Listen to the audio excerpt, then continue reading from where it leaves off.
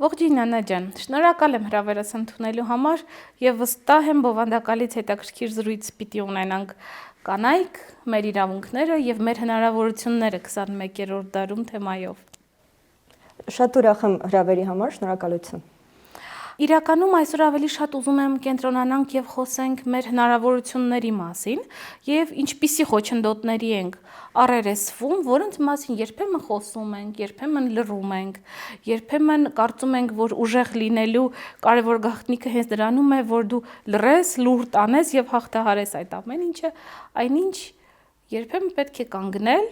խոսել, մտածել, կիսվել եւ դրանով ավելի շատ կանանց միգուցե ոգեշնչել անելու այն ինչ որ իրենք ուզում են անեն։ Հնարավորությունների մասին անշուշտ պետք է խոսենք առկա հնարավորությունների եւ այն սահմանափակումների կամ խոչընդոտների, որոնք որ թույլ չեն տալիս մեր ողջ պոտենցիալը իրագործել, այո։ Եվ նաև խոսենք նրա մասին, թե ինչպես ենք առաջ շարժվում։ Վերջերս մեր կազմակերպության կողմից տրամադրված դրամաշնորհի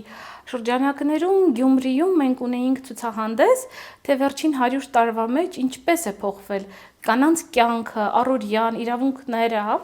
ինչպես էին իրենք նախկինում պատրաստվում հարսանիքների, ինչպես է դա տեղի ունենում այսօր, ինչպիսի մասնագիտություններ ունեին եւ ինչպիսին էր հնարավորությունը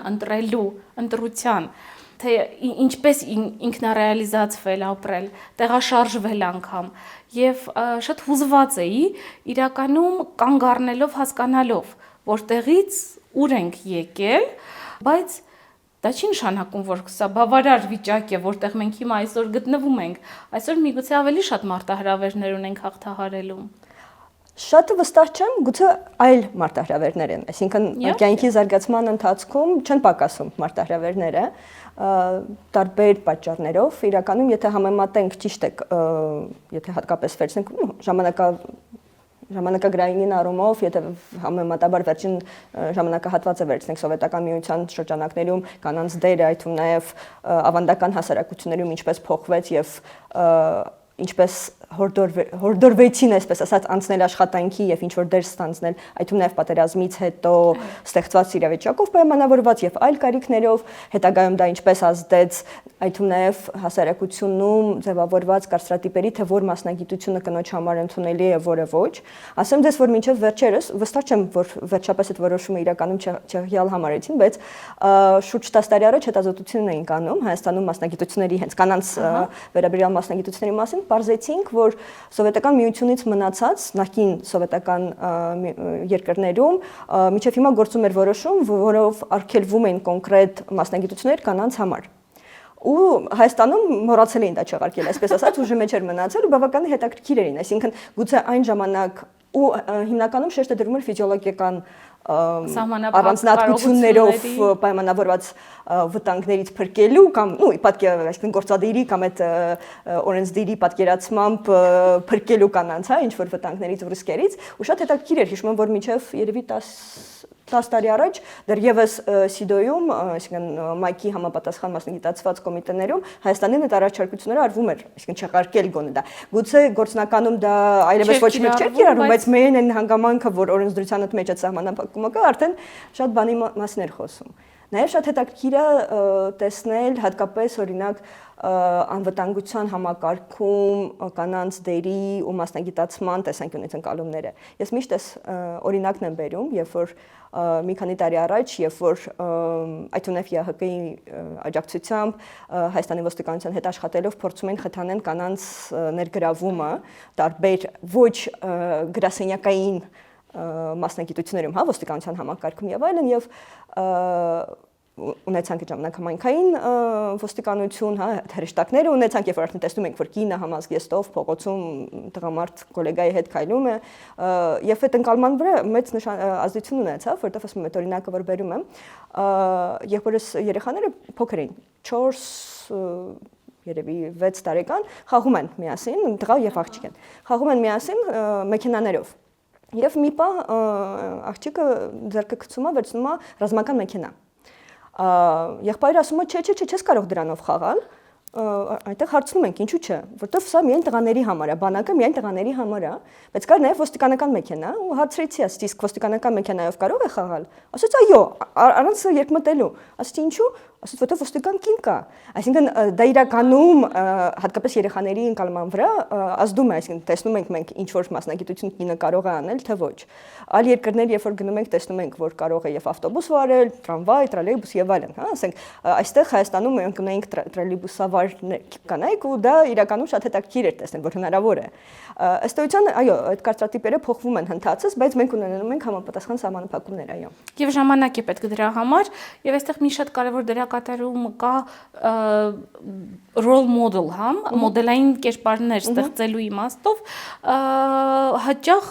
մենք ունենք այսպիսի խնդիր, երբ կանայք ավելի շատ են թիրախավորում կանանց։ Այնինչ պետք է լինի լրիվ հակառակը, երբ դու հաջողություն ես գրանցել, դու պետք է ստեղծես այդ կերպարը եւ ոգեշնչես, հատկապես երիտասարդ աղջիկներին, որովհետեւ երբեմն նրանք չգիտեն ինչպես վարվել իրենց ներքին էներգիայի հետ, ինչպես առաջ գնալ, արդյոք իրենք ուզում են տարբերվող կարծիք արտահայտել, որովհետեւ վախենում են 21-րդ դարի գործիքը, ատելության խոսքը չկիրառվի իրենց դեմ, քանի որ դրա մասին էլ եմ ուզում խոսենք, որքան տարբեր ենք մենք, կանայք, ներկայացվում մամուլում ի տարբերություն տղամարդկանց։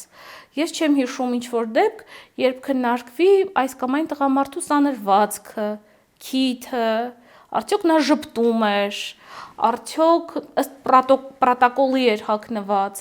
այնինչ կանանց մասին խոսելիս մենք ավելի շատ հիշում ենք, որ այսինչ նախարարի նշանակման ժամանակ իրեն դիմավորեցին ծաղիկներով եւ դա է մամուլը մեզ հրամցրել եւ դա մնացել է մեր ուղեղում, քան թե ինչպիսի նախարար էր նա, ռեֆորմ արել է թե չի արել,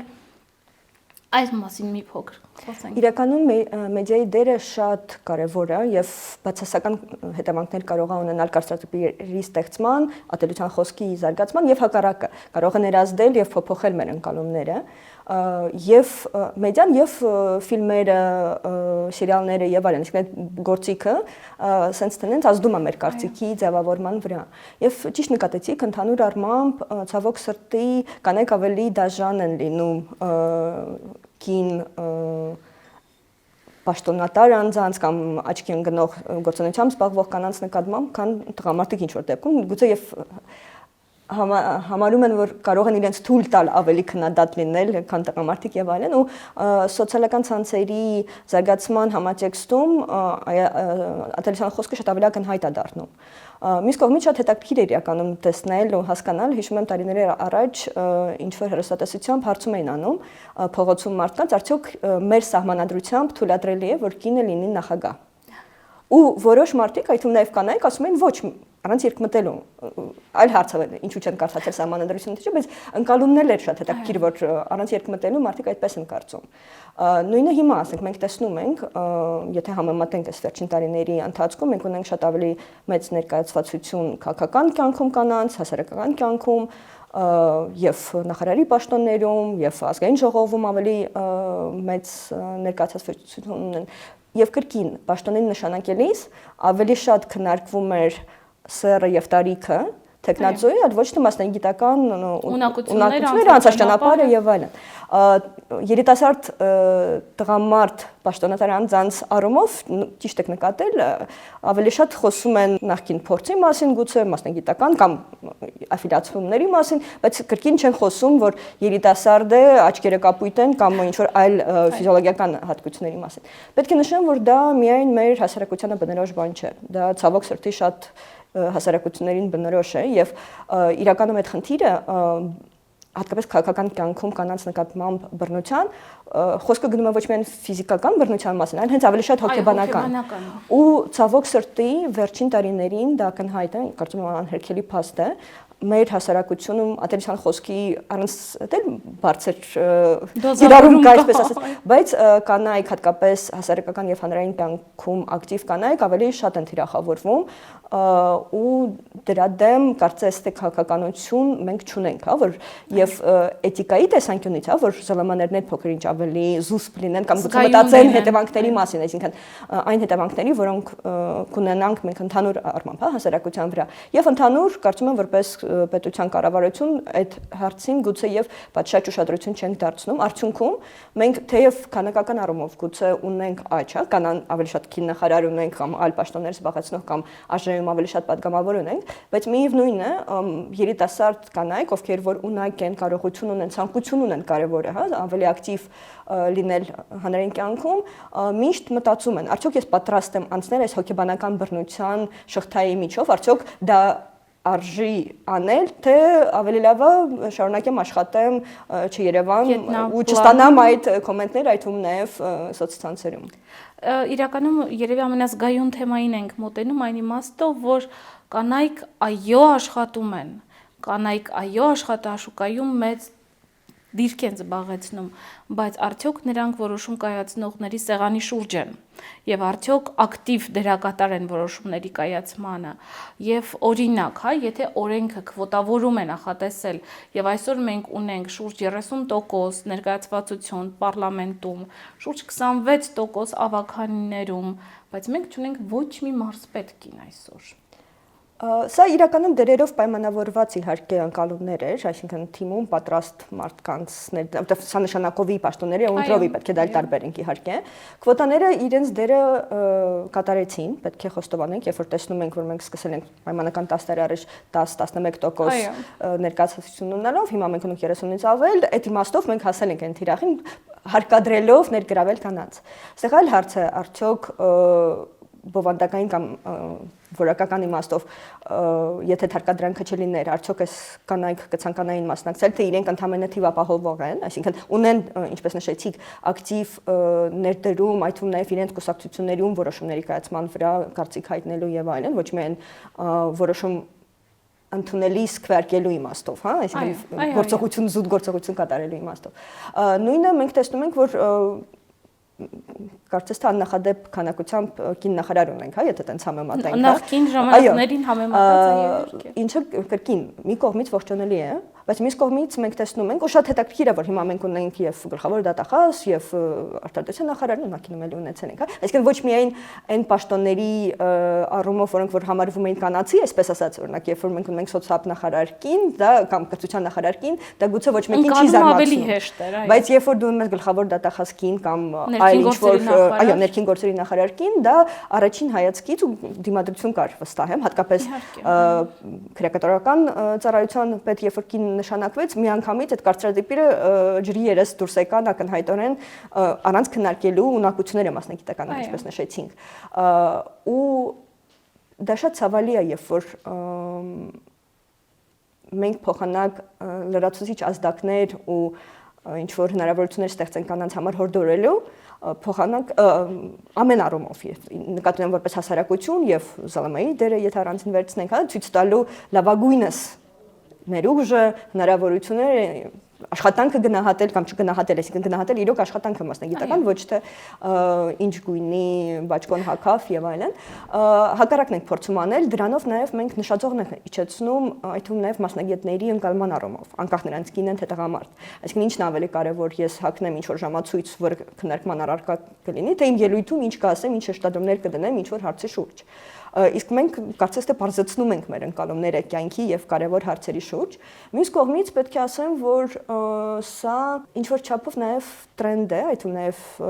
կառավարության որոշ անդամների կողմից, այսինքն դա էլ է նկատել, այսինքն դու ինչպես ես քեզ ներկայացնում, երբ որ դու պաշտոնատար անձ ես, ոչ միայն քեզ ինչպես են ընկալում, մենք տեսնում ենք հատուկ շեշտադրված նյութեր, երբ որ սափրվում է վարչապետը, այսինքն էլ արտաքինի վրա ավելի շատ ուշադրություն դարձնելու ինչ որ միտում կար կամ, չգիտեմ, եթե բացենք կայքերը պաշտոնական նկարները նայենք նախարարների, գուցե եւ ինչ որ չափով տեղին է քննադատությունը, երբ որ մենք տեսնում ենք կին նախարարի նկարը ինչպես դեպս են անում ու ներկայացվում եւ տղամարդ, ասենք, նախարարի կամ այլ պաշտոնատար անձի, սա ուղղակի որպես օրինակ եմ ասում։ Եվ մյուս կողմից նյութերը մատուցելիս նաեւ խնդիր կա, այսինքն նույն ԶԼՄ-ները միշտ չէ որ վերցնում են պաշտոնական նկարը, որը որ գուցե միշտ ավելի ֆորմալ նկար է, այլ ինչ-ինչ հանգամանքներում արված կադրը, որը կրկին շատ ժամանակ շեշտադրում է կին լինելը կամ ինչ-որ կանացի ինչ-որ հատկությունները, ոչ թե ուղղակի մասնագիտացված ինչ-որ կամ ֆորմալ նկար։ Այդ առումով իրականում մեծ խնդիրներ ունենք, որոնք որ նաև կարծում եմ ազդում են որոշում կայացնելու վրա, երբ որ ավարտում ես դպրոցը, արդեն սկսում ես մտածել, ավելի շուտ սկսում ես մտածել մասնագիտության մասին, հնարավորությունների մասին, եւ ես հաճախ եմ հանդիպում, այդ նաև իմ գոլեգաներին եմ ասում, որ ինչու եք դուք ինքնին սահմանափակվում, հա, այսինքն ձեզ մտածելով որ չէ, այս պաշտոնի համար կամ այլ ավելի երևացող պաշտոնի համար գուցե պատրաստ չեմ, հա ես կարող եմ իմ գործը անել շատ լավ անում եմ, շատ լավ մասնագետ եմ, բայց երբ որ գալիս է պահը որոշում կայացնելու դերում լինել, գուցե չեն ուզում այդքան Երևան հանրային կերպար դառնան, այդ ու նաև այդ պատճառով, որովհետև միայն իրենք չեն այդ բեռը կրում, այդ այլ խնդիրը, ընտանիքը, ու ավելի շատ է էլի կին հանրային գործիչի ընտանիքը թիրախավորվում, ավելի զգայուն են լինում եւ երեխաները, ամուսինը, այլ ընտանիքի անդամները, քան տղամարդու դեպքում։ Միանշանակ եւ այստեղ նաեւ այդ մտածելակերպի, ստերեոտիպի, դաստիարակության ընդհանուր համատեքստում է պետք դիտարկել, որովհետեւ հետազոտություն կա իրականացված, որը նաեւ ցույց է տալիս, երբ կինն է դիմում աշխատանքի համար, նայում է կրիտերիաներին, տեսնում է 5 կրիտերիա է, նվազագույնը ինքը պետք է 4-ին համապատասխանի, որ մտածի դիմելու համար։ Այնինչ տղամարդիկ միայն 1 կրիտերիային բավարարելու պարագայում դիմում են։ Եվ այստեղ նաև այդ մեր ներքին մտածողությունը, չափազանց ինքնակնդատ լինելը ազդում է այս ամենի վրա։ Մյուս կողմից Լիբերալ քաղաքականության ինստիտուտը մոտ 2 տարի առաջ մեծածավալ մոնիտորինգ էր իրականացնում նաև սերիալների դիտարկելու համար, թե ինչպես է նորմավորվում սերիալներում ընտանեկան բռնությունը։ Երբ բազմասերիանոց ֆիլմ է նկարահանվում, որի YouTube-յան յուրաքանչյուր սերիայի դիտումները կես միլիոնից ավել էին դառնում անգամ, եւ այնտեղ մշտապես կնոջ նկատմամբ բռնություն էր կիրառվում, որը դիմում էր մորը, մայրն ասում էր, հա ոչինչ, կանցնի, այնում տանը չկա, բոլորս էլ անցնում ենք դրա միջով, եւ սա մեկ այլ մեսեջինգ է, որը շատ վտանգավոր ուղերձ է, կանանց քո տեղը իմացիր սկզբունքով, էլ չասեմ այն բոլոր ասացվածքները, որոնց վրա մեծանում ենք, հա, բյոտ значит любят եւ այլն, որոնք նաև մնում են ուղեղի մեջ եւ քանի չկա այս ամբողջը հակառակը բերող, հա, քանդող լայնածավալ քարոզարշավ, մենք շատ ենք ունենալու այս խնդիրները, որտեղ դուք շատ ճիշտ ասեցիք, ես ինքս էլ եմ համաձայն, որ այս իրավիճակում չպիտի լինի այնպիսի բան, մենք կանայք ենք, մենք եկել ենք, տղամարդիկ, վեր կացեք աթոռներից, գնացեք, զիջեք, մենք պիտի գանք նստենք։ Սա վատագույն սցենարն է, որի մասին կարելի անգամ խոսել կամ մտածել։ Լավագույն տարբերակը, երբ դու պարզապես ունես կամք, ուժ, գիտելիք եւ դու պատրաստ ես ստանձնելու պատասխանատվություն հավասարի սկզբունքով։ Սա իմ անձնական մոտեցումն է եւ ես կարծում եմ, որ քվոտավորումը այո, օրինակ կարեւոր էր, որպես առաջին քայլ, բայց գալով հասնելով սեղանի մոտ, կարեւոր է նստել այդ սեղանի մոտ, ոչ թե մնալ սեղանից հեռու, որոշում կայացնելու գործընթացից դուրս։ Այստեղ է ինձ թվում է նաեւ, որ մենք որպես քաղաքասարակություն մեծ անելիք ունենք։ Մի քանի օրինակ կուզենայի բերեմ, որ իմ փորձից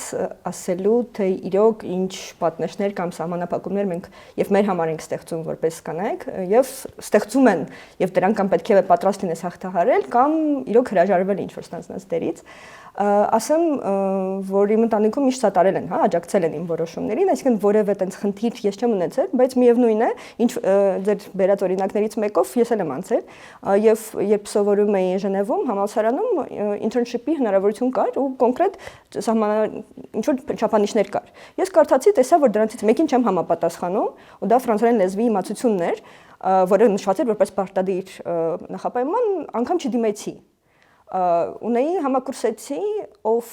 այդ պայմանական 5-ից երևի 4-ին իրոք չէր համապատասխանում, ոչ էլ ֆրանսերեն գիտեր, բայց դիմեց։ Ու իրան ընտրեցին։ Ու այդտեղ իմ համար սկզբից ապշեցի, ինչպես ստացվեց։ Պարզվեց, որ տիրապետում է այն լեզվի, որը երբ որ հանձնաժողովը իմացավ, որ տիրապետում է այդ լեզվին, մնացած բոլոր չափանիշները թեև նշված էին, որ պարտադիր էր, աչք փակեցին, որտեվ գտան, որ դա ավելի կարևոր է, որտեվ փորձեց, մարդն էլ փորձեց ու ստացավ։ Ու դա իմ համար իրականում դրանից հետո ես միշտ բոլորին ասում եմ, որ դաս էր, որ փորձեք։ Այսինքն անգամ եթե 1-ին, 2-ին չես համապատասխանում, գուցե դու ունես ինչ-որ մի արժանիք, ինչ-որ մի հմտություն, որը ավելի կարևոր է, որի մասին գուցե հանձնաժողովը կամ, չգիտեմ, չարգերողը չի մտածել ժամանակին, բայց արկա է այն։ Քվոտաների մասին խոսելիս օրինակ եմ ուզում բերեմ նաև շուրջ 10-13 տարվա առաջվա փորձից, երբ որ ոստիկանության ակադեմիայում նոր քվոտաներ էին ներդրել կին ոստիկանների ընդունելության համար, շատ հետաքրքիր փորձ ունեցա։ Հանձնաժողովի անդամ էի ու այդ ժամանակ ՀԿ-ի ջանքերի շնորհիվ ոստիկանությունը համաձայնվեց նախատեսել քվոտաներ, բայց շատ հետաքրքիր էր հանձնաժողովի ընկալումը, որում եթե ճիշտ եմ հիշում, բոլորը տղամարդիկ էին բացի ինձանից ու համազգեստ գրող, որ այդ քվոտաները մաքսիմումն է, ոչ թե մինիմումը։ Այսինքն եթե 10 հոգու տեղ էր նախատեսված կանանց համար, դա ոչ թե նվազագույն էր, որ կանայք կարող էին դիմել ու ապահովվել իրենց համար, դա առավելագույն էր ու շատ հեշտ բացատրում են իրենց կարծիքով շատ հեշտ ու պարզ, որ մենք ավել գործ կնոջ համար չեն կարող մեր համակարգում գտնել, որտեղ հերթապահություն պետք է լինի, իր ամուսինը չի թողնելու, այլ խնդիրներ կլինի, այսինքն առանձնահատկությունները այնպիսին են ծառայության, որ կինը չի կարող իրան թույլ տալ լիարժեք նպաստել, դա անարդար է իր տղամարդ գոլեգայի նկատմամբ, որ ինքը պետք է կրկնակի բեռ, այսպես ասած, գրի գնոջ փոխարինել հաշվի առնելով այդ առանձնահատկությունները հասարակության, բայց մյուս կողմից ես իրոք շատ հաճելորեն անակնկալ էր ինձ համար տեսնելու, թե կին դիմորդները ինչ լավ պատրաստված էին ու շատ ավելի գուցե ինչ որ չափով կարողություններ ունեն իմաստ համենայնպես արդյունքներից դատելով, այսինքն իրենց արդյունքները շատ ավելի բարձր էին, բացի ֆիզկուլտուրայից, դա էլ պետք է խոստով անեմ, դա էլ է կարծրատիպերից եկող բան, որ դպրոցում գուցե ֆիզիկական պատրաստվածության աղջիկներին այդքան ուշադրություն չեն դարձնում, արդյունքում այն մասնագիտությունները, որտեղ որ ֆիզկուլտուրա առարկային ուշադրություն չեն դարձնում։ Այո, բայց տղամարդիկ բանակ են գնում, բանակից հետո գոնե ինչ որ չափով վարժված էին եւ կարողանում էին այդ տեստը հանձնել, կանանց ամենաթույլ տեղը դա էր իրականում, դա էլ էր հետաքրքիր, այսինքն այն, որոնք որ բանավոր կամ ինչ որ մտավոր գործունեության հետ կապված քննություններ էին, իրենք շատ ավելի լավ արդյունքներ ունեցան, հակառակը ոչ, բայց հիմա մենք տեսնում ենք, որ այդ խնդիրը այլևս կարծես թե չկա, այսինքն ընդհանուր մինչև նախարար ունենք, որ կին է եւ կարծես թե այդ կարծրատիպը կոտրել ենք։ Նույնը երբ որ զբաղվում էինք քրեակատարական հիմնարկներում մշտադիտարկմամբ որպես հասարակական կազմակերպության ներկայացուցիչներ, էլի այնպես էր ստացվել, որ մեր դիտորդական խմբում ավելի շատ կանայք էին, քան տղամարդիկ ու երիտասարդ կանայք էին։ Ու ամեն անգամ, երբ որ տաքսիով ենք սովորաբար գնում, հա, քրեակատարական հիմնարկ, ճանապարհին, երբ որ դե հասցեն ասում ենք, վարորդը ուզի հետաքրքրություններ առաջանում, այդ ուր ենք գնում, աղջիկներով ուր ենք գնում։ Ու առնվազն 2-ով, հա, պարտադիր չէ շատ լինեինք։ Բացատրում ենք մեր գործունեությունը, սա է, ասենք, ասում ոնց, իսկ ձեր հայրը կամ ամուսինը ինչպես է թողնում է ձեզ, դուք նման բան անեք, հա, նման գործունեությամբ զբաղվեք, մի հատ էլ գնաք բանտ եւ այլն։ Այսինքն սա իրականում դու պետք է պատրաստ լինես ներքուստ բացատրելով այդում նաև հասարակությանը, քո ընտանիքին, ինչու ես դա անում, ինչու չես անում եւ այլն։ Սա իրականում մեծ խնդիր է։ Այսինքն ընտանիքի դերը անգնահատելի է, կարևոր է կողքին կանգնել, հա, ասենք ձեր քրոջ, աղջկա, կնոջ, որպեսզի կարողանա ինքնադրսևորվի, եթե ցանկություն ունի։ Մյուս կողմից մենք ունենք այդ արտաքին պատնեշները, հա, այսինքն ընկալման առումով։ Կրկին իմ փորձից կիսվեմ, երբ որ դիմում էի ասպիրանտուրա ընդունվելու համար, շատ հորդորներ ստացա չդիմելու, այլ որպես հավակնորդ դիմելու, ոչ թե որպես ասպիրանտ, որովհետև ասպիրանտուրա ընդունվածը բանակից ազատվում էր։ Ես տղայի քվոտա եք վերցնում։ Այդպես էլ ասեցին, քո պատճառով ինչ որ մի տղա բանակ կգնա, մի դիմի։ Այսինքն դա էլ է խնդիր։ Դու մեղքի զգացողություն ես ունենում արդյունքում, թեև քո գնահատականները շատ ավելին են, քան ցանկացած այլ դիմորդի հետ պահին, այսինքն դու մրցույթ անցել ես, հա, հաղթահարել ես, բայց քեզ այդ մեղքի զգացողությունն է ներշնչում, որ կարծես թե բանակ գնալն էլ ինչ որ պատիժ է եւ այլն։ Բայց սենց խնդիրներ կան, այսինքն երբ որ կին տեխնացու ես ունենում ու տղամարդ, հատկապես եթե մի քիչ պաշտոն, ավելի բարձր պաշտոն, այսինքն որոշում կայացնող է, պաշտոն ես զբաղեցնում եւ այլն, շատ ժամանակ լսում ես, վայ ընտանիք պետք է պահի, իր համար ավելի կարեւոր է այդ ունավ գենդերային կարծրատիպերի ընկալման տեսանկյունից ավելի բարձր վաստակել կամ ինչ որ պաշտոն զբաղեցնել, չի կարող լինել, որ կինը ավելի բարձր լինի։ Դրա համար էլ արդյունքում այսօր մեր wage wage gap ասածը, աշխատավարձի տատանումը շուրջ 35% է, այսինքն կանայք վաստակում են տղամարդու վաստակի 64 եւ պոչիկով տոկոս, ինչը խնդրահարույց է։ Հասարակության տեսանկյունից գուցե ոչ, այսինքն եթե ընդհանուր առմամբ մենք կարծում ենք, որ կինը լրացուցիչ կամ օժանդակող դեր ունի ոչ թե հավասար, այդ դեպքում գուցե խնդիր չէ։ Չէ, ընկալման մասին եմ ասում, այսինքն բոլորս էլ միևնույնը հասկանում ենք, որ բեռը հավասար չէ ընտանիքի ծախսերը հոգալու, եկամուտ բերելու ընկալման տեսանկյունից։ Տղամարդու վրա է ավելի ուշ, սա էլ է լուրջ խնդիր, այսինքն էլի գենդերային կարծրատիպով պայմանավորված բավականին լուրջ բեռը տղամարդու վրա ընդհանուր մտածելու, որ ես պետք է վաստակեմ, ապահովեմ իմ կարծրատիպի մասին է խոսքը։ Ու դա էլ է ստեղծում լրացուցիչ ծանրաբեռնվածություն, հոգեբանական ճնշում եւ այլն տղամարդու վրա։ Այսինքն կինը եթե չաշխատի դա խնդիր չէ, այդ իմաստով, բայց եթե աշխատի լավ է կամ լավ չէ եւ այլն, բայց տղամարդը պարտադիր պետք է աշխատի, պետք է վաստակի, կնոջից ավել վաստակի, ձգտի, ինչ որ, չգիտեմ, կարիերայի, եթե համապատասխան պաշտոն է զբաղեցնում եւ այլն։ Բայց այն կարծրատիպերի շարքին է դասում, որոնք անպայման պիտի փոխենք եւ մենք որպես հաջողություն ունեցող կանայք նաեւ քիչ թե շատ, հա, բոլոր դեպքերում կարողանում ենք ստանալ եւ կրթությունը, որը ցանկանում ենք ստանալ, եւ կազմակերպել այն միջոցառումները, կազմակերպությունները, որոնք կարծում ենք, որ կարեւոր է։ Պետք է քայլեր նախաձեռնենք, հատկապես երիտասարդ աղջիկների հետ աշխատելու համար։ Այո, կան կարծրատիպեր, այո, կան բարդություններ, եւ այդ բարդությունները ունեն իրենց սպეციფիկան եւ ավել բեռը, քան ունեն տղամարդիկ, բայց հնարավոր է հաջողել։ Եվ այդ հաջողելու բանաձև նստիս աշխատասիրությունն է, համառությունը եւ սիրել, դժվարություններ հաղթահարել։ Հարթ կյանք, եթե դու ուզում ես այդ կոմֆորտ ինչ որ զոնա, որտեղ բոլորը քո համար պատրաստ կլինի, բոլորը քո համար հոգ կտանեն, դա այլ է։ Բայց երբ դու ուզում ես ինքդ անցնել որոշ ճանապարհ, դու պիտի պատրաստ լինես այդ ճանապարհի վրայի քարերը նաեւ, համ այսպես վերցնել, պատնեշներ կառուցել, ասֆալտ փռել միգուցե եւ տանել քո հետևից նաեւ,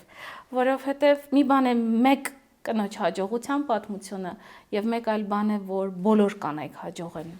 Իրականում մի կողմից պետք է խոստովանել, որպես երկար տարիներ դասավանդող անձ նաև, որ շատ ողջունելի է եւ շատ ուրախալի է տեսնել, որ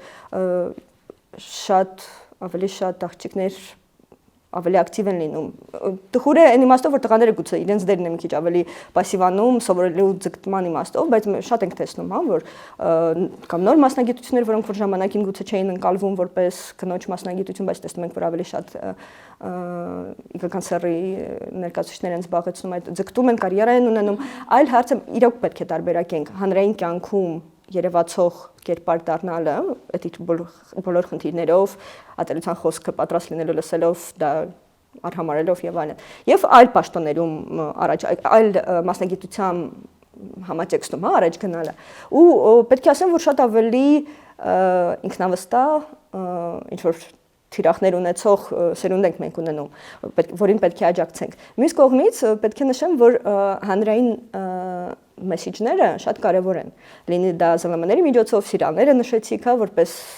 եղանակներից մեկը ներազդելու կարծիք ձևավորելու վրա։ Բայց այդ թվում նաև համապատասխան պաշտոն զբաղեցնող եւ տղամարդկանցից հենց առաջին հերթին պետք է այդ մեսիջը գա։ Այդ առումով շատ հետաքրքիր էր վարչապետի մարտի 8-ի ելույթը, որը կարծես թե մի քիչ հակասական մեսիջ էր իր մեջ պարունակում։ Մի կողմից իրոք ընդունում էր, հաստատում էր, որ կանայք ավելի ակտիվ դեր են փորձում ստանձնել հանրային կյանքում, տարբեր ոլորտներում։ Մյուս կողմից կարծես թե դրանից շատ մտահոգված էր, որ դա բացասաբար կարող անդրադառնա եւ տղամարդկանց ինքնավստահության վրա կամ դերի առումով, բայց նաեւ ընտանեկան դերի, կնոջ դերը ընտանիքում, հա, որ պակասում է։ Սա իրականում շատ հետաքրքիր է, որ տենց իրոք դիլեմա է եւ շատ ճիշտ պետք է կարողանաս միևնույնն է ակնկալվում է քեզանից եւ կարծում եմ բոլոր կանայք էլ են իրենցից ակնկալում հաջողության հասնել բոլոր ոլորտներում եւ այդ հաջողության հասնելու գնահատականը մենք էլ պետք է հասկանանք ինչ է նշանակում կինը հաջողակ է արդյոք մենք նկատի ունենք եւ ընտանիք ունենալը եւ աշխատանք ունենալը թե դրանից որևէ մեկը, որտեղ շատ ժամանակ դա էլ է բերվում որպես մեղադրանք։ Այսինքն եթե դու հասնում ես հաջողության հանրային կյանքում, բայց ընտանիքում ինչ-որ խնդիր ունես կամ չունես կամ ինչ-որ խնդիր ունես, ասում ես, ահա չի հաջողվել, այսինքն էլի տապալվել ես, այսպես ասած, քո դերը, քո կյանքը։ Եվ հակառակը, եթե փորձում ես փոքր-ինչ ավելի ուշադիր լինել ընտանեկան հարցերի, ստիպված ասենք հրաժարական երեք լսեցինք վերջին ժամանակահատվածում ունեցանք հրաժարական, հա, համապատասխան պաշտոնատար անձի, որի պաշտոնական պատճառը նշված էր, որ պետք է ավելի շատ ուշադրություն դարձնեմ ընտանեկան կյանքիս եւ այլն եւ այլն, այսինքն դա էլ է շարունակում ընդգծել այդ երկանքը, այսպես ասած, հա, որ կամ երկուսը իրար հետ չի լինում հաջողության հասնել։ Ու հենց դրա դեմ, այսպես ասած, պետք է համապատասխան գործիքներով, կարծիք ձևավորելու միջոցներով փորձենք ազդել հենց այդ հաջողության պատմությունները ճիշտ ձևով մատուցելու միջոցով, էլի վերադառնալով մեդիայի դերին, այսինքն ոչ թե սկանդալային կամ ինչ-որ բացասական կերպարներ առաջ տանելով կամ դա ընդգծված ցույց տալու, այլ հակառակը, ինչ կարևոր է, որ մենք ունենում ենք հավասար հնարավորություններ։ Իրականում շատ կարևոր է, որպեսզի լինի ոչ թե արտոնյալ պայմաններ, որոնք որ գուցե չեն բխում կարողություններից, ներուժից եւ այլն, այլ հավասար ու իրոք լավագույնին ընտրենք անկախ նրանից, որ հասարակությունը կարծում որ տղամարդը պետք է այդ պաշտոնը զբաղեցնի թե ոչ։ Հուսամ մի օր մեր երազանքները կիրականանան, դժվար դա մեր սերնդին հասանելի լինի, բայց հուսանք, որ մեր երեխաների սերունդը, մեր աղջիկները շատ ավելի լայն հնարավորություններ կունենան եւ ավելի ուժեղ կլինեն վերցնելու այն, ինչը իրենց հասանելի պետք է որ լինի։ Շնորհակալ եմ Աննա ջան, հետաքրքիր եւ շատ տարբեր տեղերից, այսպես մտքեր առաջացնող զրույցի համար։ Շնորհակալություն։